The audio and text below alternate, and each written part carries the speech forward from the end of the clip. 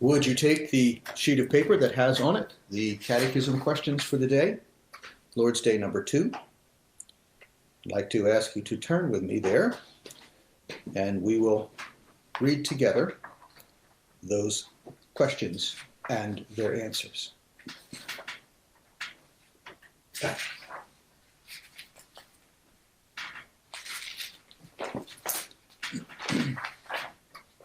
Question 3. From where do you know your misery? From the law of God. Question 4. What does the law of God require of us? Christ teaches us in some, Matthew 22, you shall love the Lord your God with all your heart, with all your soul, and with all your mind. This is the first and great commandment. And the second is like it. You shall love your neighbor as yourself. On these 2 commandments hang all the law and the prophets. Can you keep all this perfectly? No, for I am prone by nature to hate God and my neighbor. I'd like to turn to Romans chapter 3, and particularly verse 20 to begin. Therefore, by the deeds of the law, no flesh will be justified in his sight, for by the law is the knowledge of sin. If God had not written his law on our hearts, we would have an excuse. But he has written it on our hearts, and our hearts have said, we don't want any parts of it. And so the law comes and we close our ears until the Spirit opens our ears to that law. And if that weren't the case, we would have no way of knowing what we were required to do. Paul says it this way in Romans 7 and verse 7. What shall we say then? Is the law sin? Certainly not. On the contrary, I would not have known sin except through the law. For I would not have known covetousness unless the law had said, you shall not covet. I would not have known what it meant. I wouldn't have dreamed of it. I wouldn't have thought that I shouldn't have. I would have done whatever I pleased to do. You see, the problem we have with knowing the law, with knowing God's will and God's law without the law written in front of us, is that the problem's in us. Our minds are tainted. The sin of Adam has given us what we call and understand as total depravity. We are deceitful and desperately wicked. Those hearts will not listen. It's only when the law of God comes and is implanted in us, it's already in our minds, when it's implanted in our hearts by the Holy Spirit, and he convicts us of it, that we know what it means.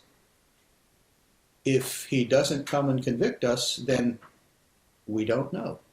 We may have some vague reminiscence of it, like they do sometimes in some foreign cultures. There is a culture in New Guinea in which murder is considered to be a terrible, terrible thing. But if it's not an immediate family member, it's not murder. So you can kill anybody in another tribe you want. Not a problem. You see, our hearts rewrite the law so that we can live with it, or so that we can deceive ourselves even further. They have the same thing about stealing.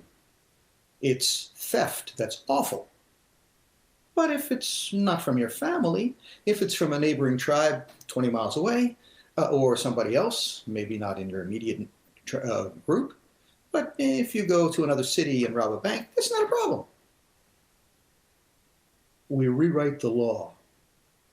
If we think that we can love our neighbor, and our neighbor is exactly what we are, same race, same creed, same nationality, whatever. And if we think that does keep the law, then we've rewritten the law in our hearts. And so God's law comes, and his Spirit comes and opens our eyes and our ears and our minds to it. So what does the law of God require of us? In sum, the law requires this. This is Matthew 22, beginning at verse 37. Jesus said to him, you shall love the Lord your God, Yahweh your God, with all your heart, with all your soul, and with all your mind. This is the first and great commandment, and the second is like it. You shall love your neighbor as yourself. On these two commandments hang all of the law and the prophets. Which of the 10 commandments was greatest? None. None. James says it this way: if you break one of the commandments, you've broken them all.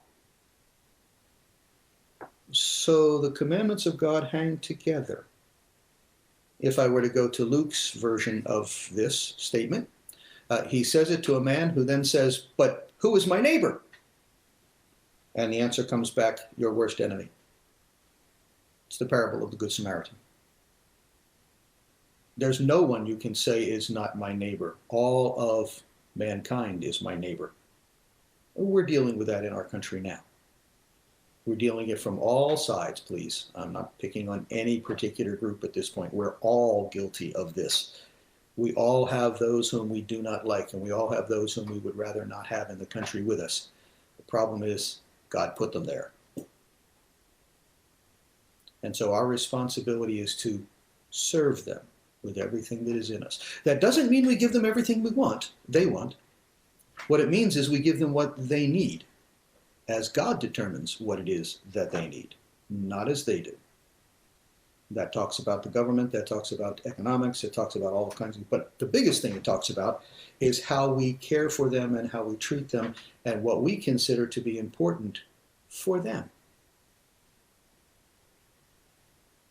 You see, Paul said it that way. If I had not known what covetousness meant, if the law had not said you shall not covet, I would not have known what sin was, because I would have thought that sin was only something that was outside. If I punch you in the nose, that's wrong. But if I only want to punch you in the nose, that's fine. The problem is, you see, it's not the actions, it's the heart and the actions. That's what makes it impossible for us to keep. Can you keep this law perfectly? If I went back to Romans chapter 3, this time starting at verse 10. I should perhaps start at verse 9. What then? Are we better than they? Not at all.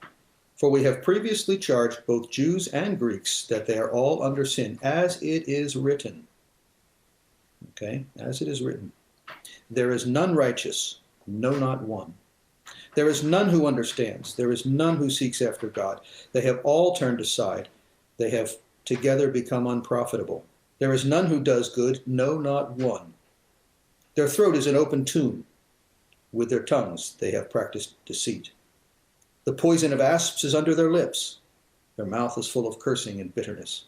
Their feet are swift to shed blood. Destruction and misery are in their ways, and the way of peace they have not known. There is no fear of God before their eyes. That's us. It's restrained by the Holy Spirit, who disciplines us with our conscience and who restrains us by what he causes us to do and what he stops us from doing. Okay, he steps in and he stops us times, and that's good for us. But our hearts are still bad. Just because I didn't punch somebody out doesn't mean I didn't want to. And the want to is as sinful as the doing. As Jesus said in the Sermon on the Mount, he who looks on a woman to lust after her has already committed adultery in his heart. It's not just the external act. It's the heart and. And my heart, like everyone else's, is deceitful and desperately wicked, which is why I constantly need forgiveness, and I constantly need the Holy Spirit changing me, holding me, restraining me. And as I see that beginning to happen, I see a beginning of sanctification. Maybe that gets to be monumental in some people's eyes. But in my eyes, as I look at myself, I know that the only thing that's improving is how long it takes me to tell myself I'm in sin and stop. That's the nature of my misery. It won't be until I'm in glory that that is completely gone. Wretched man that I am, Paul says in Romans 7. Who will deliver me from this body of death? Jesus Christ will do that. Jesus Christ does it by grace. He has proclaimed and determined that he's going to do that before the foundation of the world in the case of those whom he has loved, but it will be in glory before it comes to full prominence. And so we look at that, and we are debtors to Christ, debtors to God, debtors to God's law every day as long as we live, which ought to make us humble and keep pride from making us think of ourselves better than we are.